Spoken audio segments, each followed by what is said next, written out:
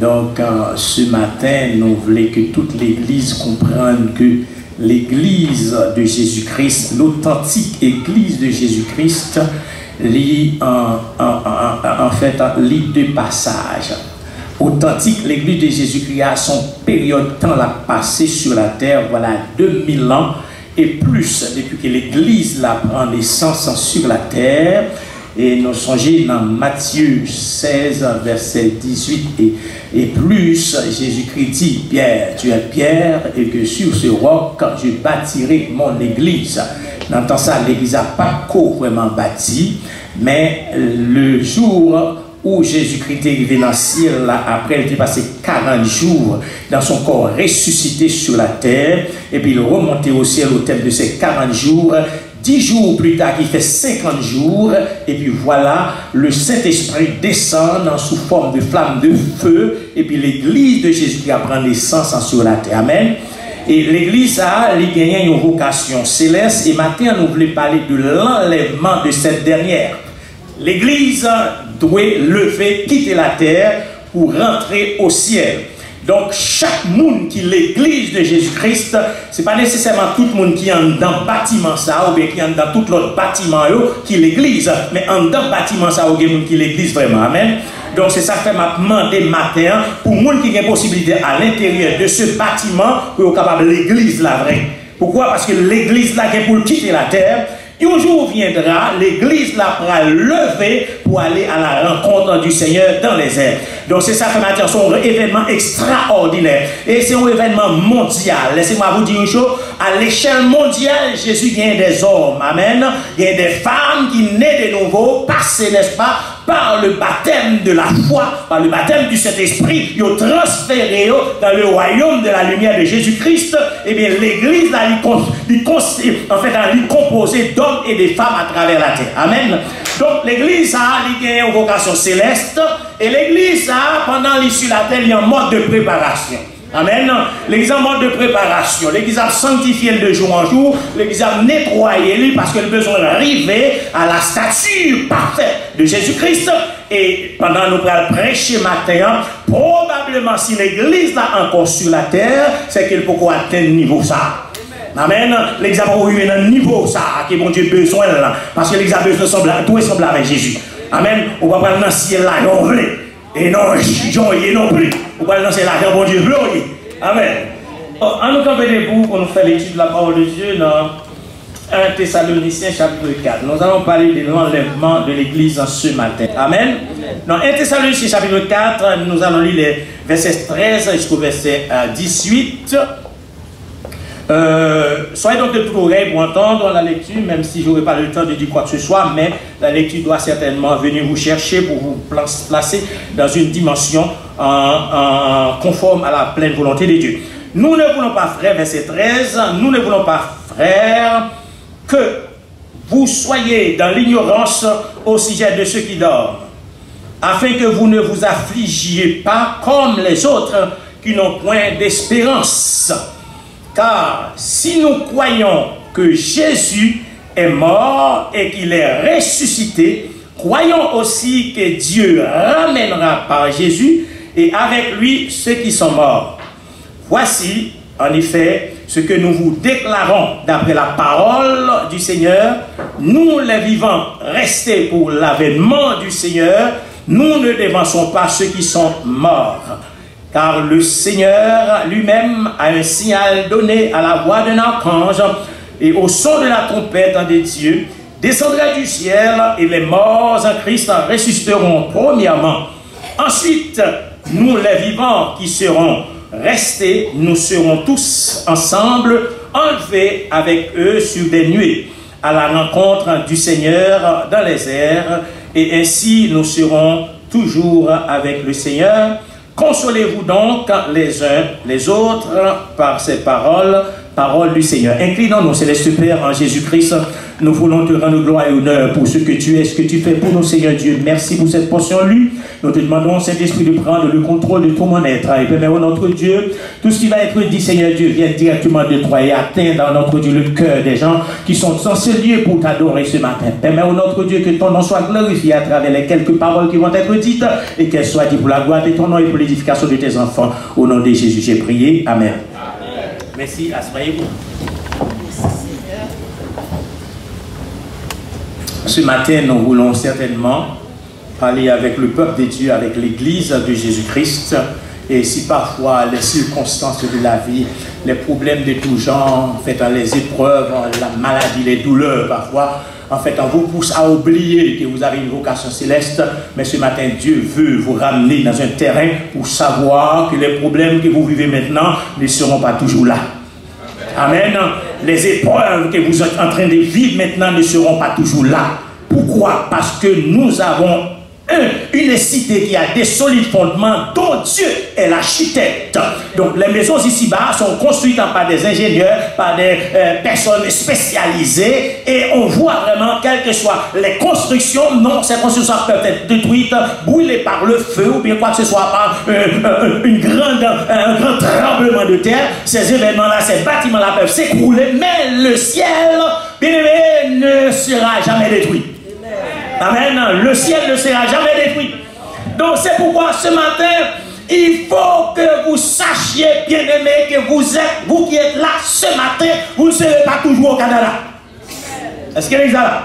Vous ne serez pas toujours au Canada. Un jour, vous serez au ciel où Jésus est maintenant. Parce qu'il est écrit dans Jean 14, il est dit, il y a plusieurs demeures dans la maison de mon Père. Si cela n'était pas, je vous l'aurais dit. Et Jésus dit à ses disciples, je vais vous préparer une place. Et lorsque je m'en serai allé et que je vous aurai préparé une place, je reviendrai. Bien aimé, laissez-moi vous dire une chose, je reviendrai m'appartient. Je reviendrai vous appartient. Et donc maintenant, qu'est-ce qu'il nous reste à faire maintenant? C'est de nous préparer, c'est de nous arranger, c'est de nous conformer, c'est de nous discipliner en attendant ce grand jour. Amen. La parole est certaine.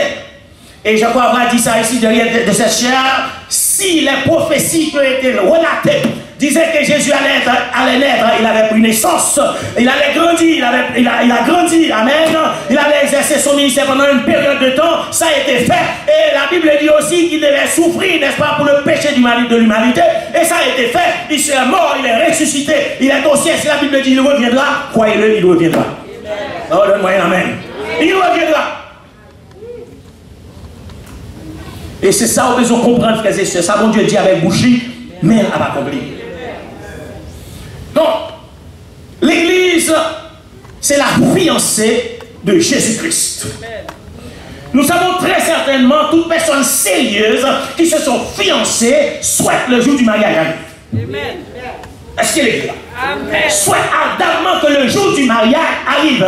Dieu nous respecte tellement. Dieu nous aime tellement, Dieu nous valorise tellement, il ne veut pas nous unir avec son Fils Jésus-Christ sur la terre. Il y a trop de saleté, il y a trop d'iniquité, il y a trop de péché, il y a trop de méchanceté sur la terre. L'Église ne sera pas unie avec Christ sur la terre, mais l'Église sera unie avec Christ au ciel. Et c'est pourquoi l'Église maintenant est en mode de préparation. Puisque nous sommes en mode de préparation, nous devons carrément, comme Ésaïe chapitre 1er. Et je vais lire ce passage justement avant d'entrer dans mon message, si le temps me le permet. Ésaïe 1er. Ésaïe 1er, il parle avec Israël, il parle avec son peuple. Pour lui dire qu'est-ce qu'il faut faire en attendant que ce grand jour arrive. Ésaïe 1er, verset 16. Lavez-vous, purifiez-vous, ôtez devant mes yeux la méchanceté de vos actions, cessez, continue, apprenez à faire le bien, recherchez la justice, protégez l'opprimé, faites droit à l'orphelin, défendez la veuve. C'est ça le rôle de l'Église sur la terre en attendant le jour de l'enlèvement. L'Église doit se laver, l'Église doit se purifier, l'Église doit se sanctifier parce que Jésus-Christ est pur, l'Église devrait être pure. Est-ce que l'Église est là? Est-ce que l'Église est d'accord pour payer le prix de la sanctification quand la Bible a dit recherchez la paix et la sanctification sans laquelle nul ne verra le Seigneur. Que l'on soit des bons prédicateurs, des bons pasteurs, des bons quoi que ce soit, je ne sais pas, autre, mais c'est parce que Dieu veut. Ce qu'on demande des dispensateurs, c'est que chacun de nous doit trouver fidèle devant Dieu. Est-ce que l'examen la même matin? Donc cette église qui est en mode de préparation sur la terre, se mode, n'est-ce pas, dans la parole de Dieu, se transforme à travers la parole de Dieu, jusqu'à ce que le jour arrive, la Bible dit, au son de la trompette, à la voix de l'archange, amen, les morts en Christ ressusciteront. Pourquoi seront-elles ressuscitées? Pourquoi? Eh bien, l'église, en ce moment-là, entendront, ou entendra plutôt, le son de la trompette, les morts qui sont dans le séjour des morts depuis des milliers d'années. Amen. Ces morts-là entendront le son de la voix et ils vont être ressuscités. Mais la parole de Dieu est claire. Quand l'église sera enlevée, il y aura des chrétiens qui ne seront pas encore morts. Est-ce que l'église est là? Quand la trompette de Dieu va sonner, il y aura des chrétiens encore sur la terre qui marcheront, qui travailleront, qui prêcheront, qui annonceront la bonne nouvelle et ils seront encore vivants. Mais les morts qui étaient déjà dans la tombe vont être ressuscités d'abord, mais les vivants seront transformés pour former un seul corps, une seule cortège, amen, pour aller à la rencontre du Seigneur. Amen. Je ne sais pas si vous comprenez ce que je suis en train de dire en avant. Dieu vous donne la garantie. Et à chaque fois, Dieu voulait affirmer ou affirmer Abraham que ce qu'il avait dit, il allait l'accomplir. Dieu a juré sur lui-même. Parce qu'il ne peut pas jurer sur un plus grand que lui, parce qu'il n'y a pas de plus grand que Dieu. Dieu jure sur lui-même en disant ce que je dirai à Abraham, je le ferai. Eh bien, Dieu a juré en disant ce qu'il va faire pour l'église, il le fera. Aujourd'hui, c'est le temps pour que l'église pleure, c'est le temps pour que l'église connaisse des moments difficiles, c'est le temps pour que l'église, n'est-ce pas, voit des temps difficiles. Parce que l'apôtre Paul pouvait dire, dans les derniers jours, il y aura quoi? Des temps difficiles. Et quand ces temps difficiles arrivent, l'église doit s'armer des forces pour avancer vers la victoire. Vous allez comprendre ça matin. Qui nous pas venir dans Jésus-Christ pour tout le bagaille aller bien, mais on vient dans Jésus pour une relation bâtie avec mon Dieu.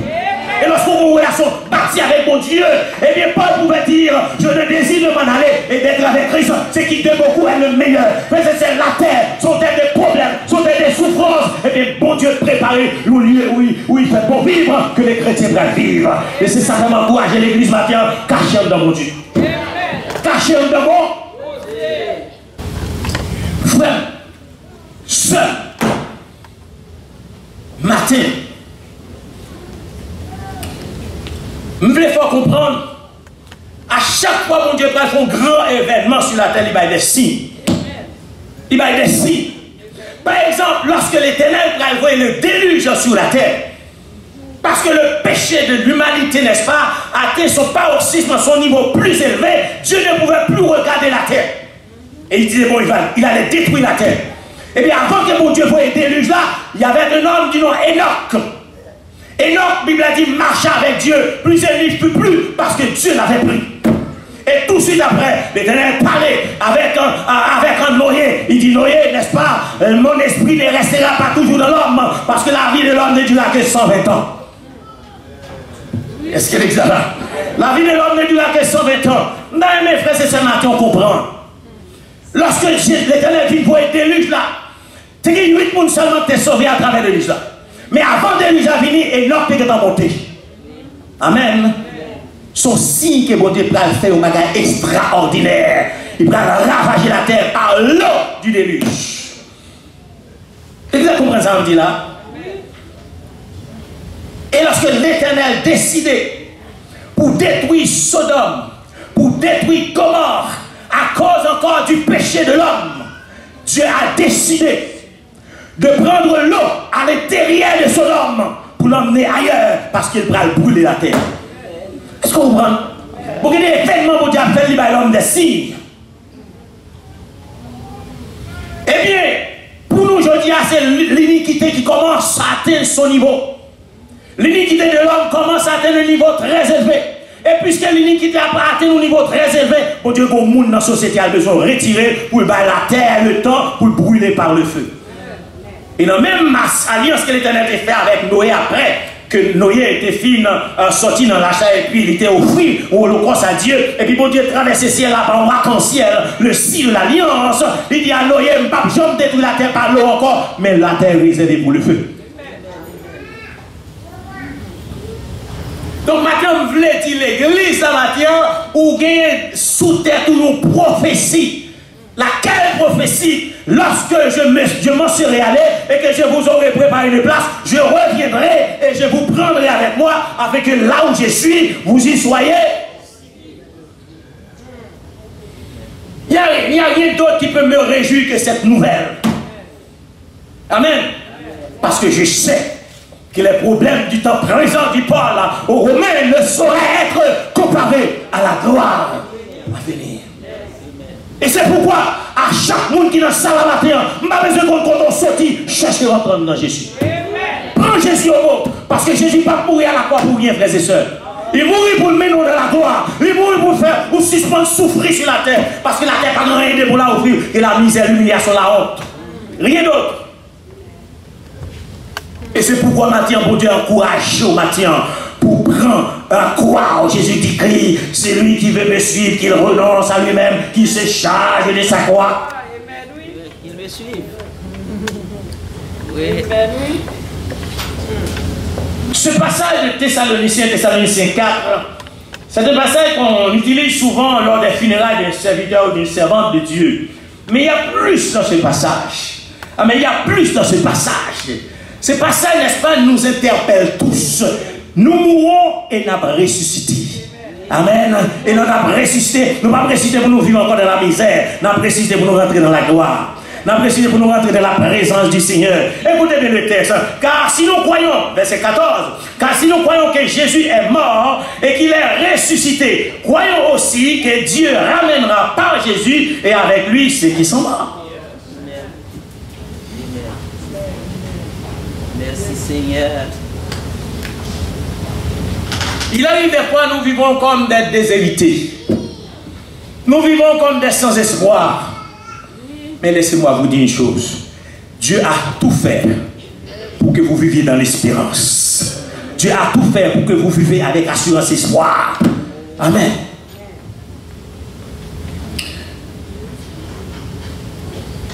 Le verset 15, voici en effet ce que nous vous déclarons d'après la parole du Seigneur.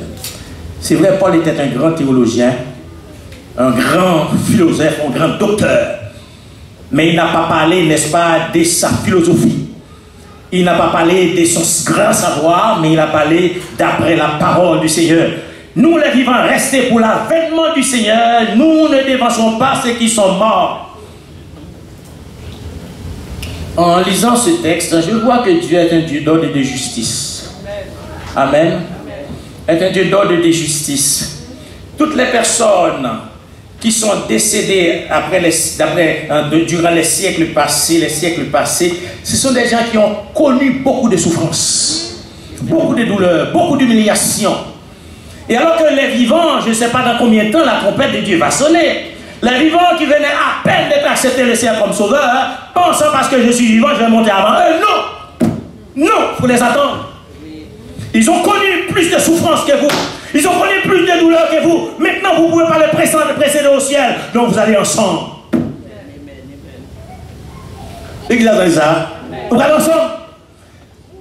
Et pour qui ça, vous Dieu fait comme ça? Vous Dieu fait comme ça. Tout simplement pour faire comprendre que devant Dieu, il n'y a pas de favoritisme. Est-ce que l'église est là? Devant Dieu, il n'y a pas de favoritisme. Parce que ma place, on comprend nos bagailles. Il y a des gens qui viennent dans le ciel de façon anticipée avant, ils ont joué nos bagailles de plus. Nous, ça par rapport à l'apôtre Paul dans 2 Corinthiens chapitre 12. Dans 2 Corinthiens chapitre 12, la Bible dit, Paul, étant sur la terre, Paul a marché avec mon Dieu, Paul a servi mon Dieu, Paul a livré col pour mon Dieu, et puis mon Dieu voulait montrer Paul qui s'est tourné dans le ciel. Bible a dit, mon Dieu, prends pas, pour même dire, pas conscient dans son corps ou air de son corps. Mais seulement je connais un homme, il y a 14 ans, il fait radio au ciel. Il a vu des choses. Il est fort. Des choses que l'homme n'a pas parler avec bouche, que les yeux pas voir avec les yeux. Amen. Donc, Paul est arrivé dans le lieu ça. Donc, par conséquent, Paul qui te compte ça en l'air. Donc, si mon Dieu prend moi-même qui est sur la terre pendant 20 ans de conversion, et alors qu'il y a des gens qui peut-être 100 ans, 30 ans, 40 ans, il a souffert qui même mourir martyr, Dieu n'est pas d'accord pour nous vivre dans ce ciel là avant nous. Il est d'accord pour nous vivre ensemble. Amen. Pour nous vivre ensemble. Et lorsque nous vivons ensemble, c'est dans le même ensemble ça nous va arriver. Et puis Jésus même qui s'appelle, il va prendre nous, introduire nous devant le Père pour dire, mais l'église pour laquelle j'ai donné ma vie. Amen. Mais l'église peut me mourir pour lui. Mais l'église qui a été humiliée pour lui. Mais l'église qui a été crachée dans le visage pour lui. Mais l'église qui a été passée côté pour lui. Mais l'église qui a été clouée de pieds pour lui. L'église a dormi la matin. Le sacrifice du calvaire, frères et sœurs, ce n'est pas souhaité à personne. Ce n'est pas souhaité à personne. Mais Dieu le fait à ma place.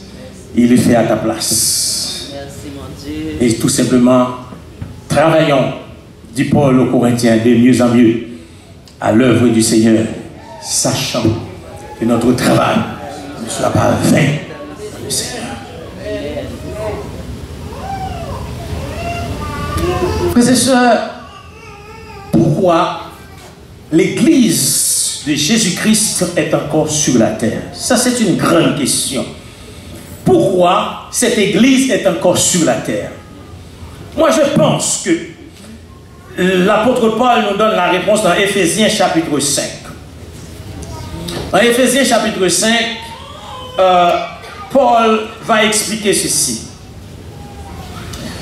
Verset 25, Marie, aimez vos femmes comme Christ a aimé l'église et s'est livré lui-même pour elle, afin quoi de la sanctifier par la parole, après l'avoir purifiée par le baptême d'eau, afin de faire paraître devant lui cette église glorieuse, sans tache, ni ride, ni rien de semblable, mais sainte et irréprochable. Mais lorsque je me regarde moi-même dans le miroir de la parole, je ne peux pas me déclarer irréprochable. Amen. Lorsque je ne vous parle pas moi, je me parle moi-même. Lorsque je me regarde moi-même, je ne peux pas du tout m'afficher comme quelqu'un qui est irréprochable. Et si vous êtes irréprochable, gloire à Dieu, c'est ce que Dieu veut. Amen. C'est ce que Dieu veut. Dieu veut que son peuple soit irréprochable. Mais moi, je ne peux pas carrément me poster quelque part pour prendre mon allophone pour dire que Pasteur Amos c'est irréprochable. Mais je dois travailler, je dois lutter, je dois carrément mener ma vie comme assujetti en sorte que quand le jour viendra, pour que Dieu dira, venez bon et fidèle serviteur. Est-ce que l'église est là? Donc, puisqu'elle est beaucoup irréprochable, donc l'église a obligé de rester dans le moule de l'Éternel. Amen. Puisqu'elle est beaucoup irréprochable, l'église a dû passer dans la machine l'Éternel toujours. Amen. Et une deuxième raison que moi-même je préconise qui fait l'église là, pour qu'elle lever sur la terre, c'est Romains chapitre 11, verset 26, qui me dit que l'église là, il peut qu'elle lever sur la terre à cause, premièrement, il peut qu'elle arrive dans la statue que le besoin arrive là. Et puis, dans Romains chapitre 11, le verset 26, il est dit quelque chose. Je prends à partir du verset 25. Car je ne veux pas, frère, que vous ignoriez ce mystère, afin que vous ne vous regardiez point comme sages. C'est qu'une partie d'Israël est tombée dans l'endurcissement jusqu'à ce que la totalité des païens soit.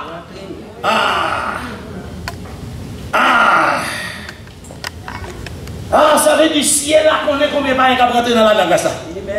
Est-ce qu'elle est là? Si elle la connaît combien de païens qui doivent rentrer dans l'arche de la grâce. Et c'est ça fait sous la matin rentrer. Parce que nous sommes dans l'unité. L'église a dit ça. Comment ça? Sous la matin rentrer. Parce que si elle la connaît combien. Et qui t'aime de matin droit sur la parole de Dieu. lorsque le païen, qui sont les païens? Les païens, ce sont tous ceux qui ne sont pas issus d'Abraham, qui ne sont pas sortis, n'est-ce pas, de la descendance d'Abraham, qui ne sont pas de Jacob. D'accord? Qui ne sont pas de Jacob. Après ça, toutes les autres nations sont considérées comme nations païennes. Toutes. Mais bon Dieu ouvre porte la grâce là pour toute nation rentrée. Mais puisque mon Dieu, dans son omniscience, il est calculé, lorsque l'évangile a prêché, combien de païens qui ont rentré, donc par conséquent, notez ça. Et puisqu'elle connaît, nous matin, même si vous d'accord pour sanctifier, même si vous pas d'accord pour sanctifier au nombre de païens, la prendre et puis totalité a fait, et sitôt que totalité a fait, l'église va lever. Amen. Sitôt que bon Dieu atteint, n'est-ce pas? Je ne vais pas dire le maximum. Parce que les Chinois qui évangélisent en chinois, Chinois évangélisé à dire, mais côté bon Dieu va jouer une place pour mettre tout le monde ça dans le ciel.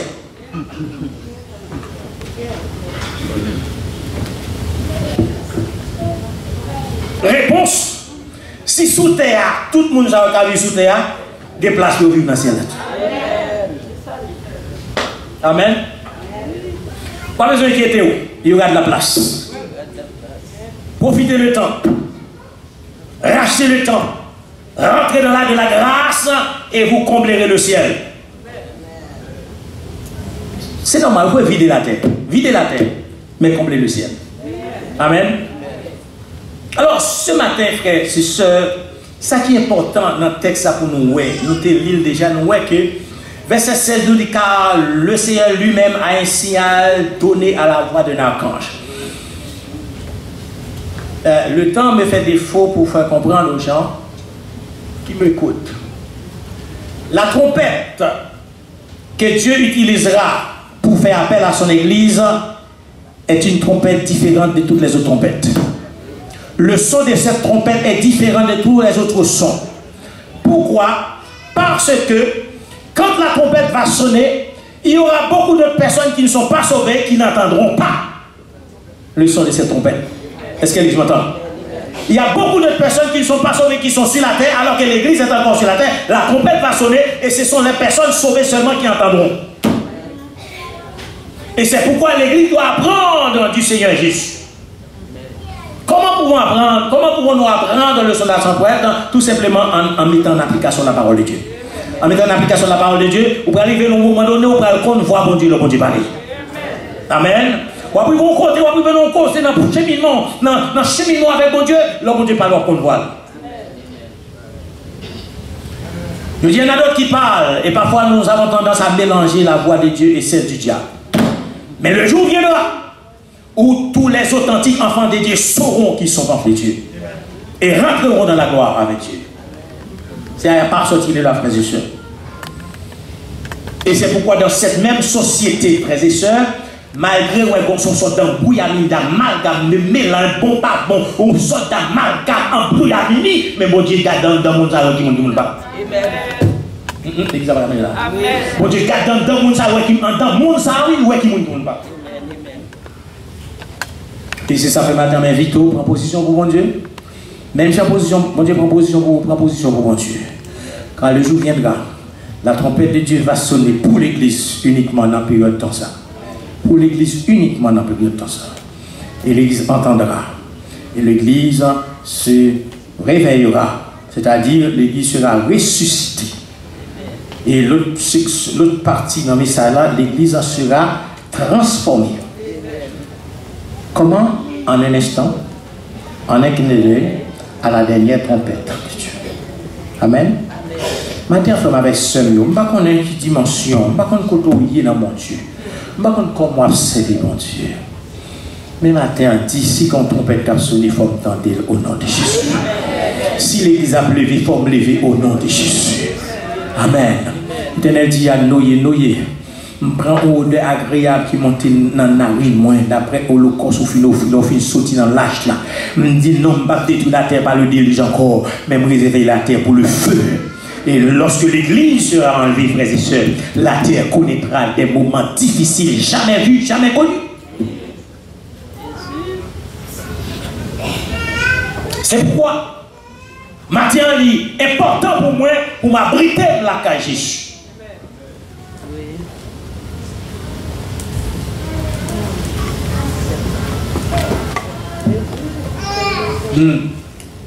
Ma fermé la matin. C'est pour dire que le message n'est pas encore prêché. Mais si Dieu nous prête vie, eh bien, nous y reviendrons. Amen. Donc, tout simplement, frères et sœurs, si vous n'êtes pas encore l'église de Jésus-Christ, tâchez de l'être maintenant, car il est possible. Il est possible maintenant. Souffrance trop dure, l'église. Problème trop dur. Ou souffrez trop l'église, ou est trop humiliation l'église, ou passez trop misère, ou maltraitez trop, ou souffrez trop, parfois, ou comprenez, ou cherchez votre souffrance sur votre parole, même vie pareil. Ça fait demander cachons dans Jésus, cachons, rentrer dans Jésus. Et ma touche chaque fois rentrer dans Jésus, si tu comprends 5 coups de roche, maintenant tu peux prendre 10. Chaque coup de roche. Mon Dieu, j'aime l'histoire de l'église. Pourquoi qu'on connaît l'histoire de l'église? Mais un bonjour. On va venir un peu avec l'histoire de l'église pour comprendre. Amen. Chaque coup pour mes chrétiens vous prend, qui est doux, c'est un grêlier. C'est un grêlier qui met dans la terre pour que les chrétiens poussent. Mais c'est ce que bon Dieu faut grâce, c'est comprendre l'évangile dans la dimension ça. Bientôt, la trompette de Dieu sonnera. Et vous, en tant que chrétien, enfant de Dieu, vous serez enlevés pour aller à la rencontre du Seigneur dans les airs. Que le Seigneur vous bénisse et vous garde, qu'il vous protège en ce moment. Bon Dieu, dis-nous.